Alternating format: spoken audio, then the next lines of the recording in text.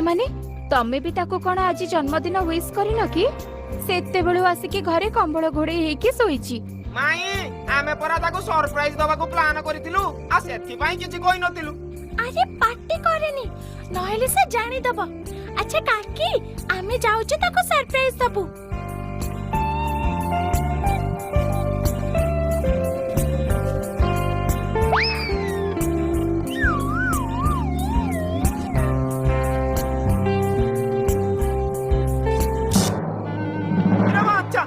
समय लाइन टा कटि गला। अरे हे नोटिया रूम कोउटा कि रे अंधार रे तो किछि देखा जाउनी आउ। अले मु जानितिले मो पत्ते पत्ते आत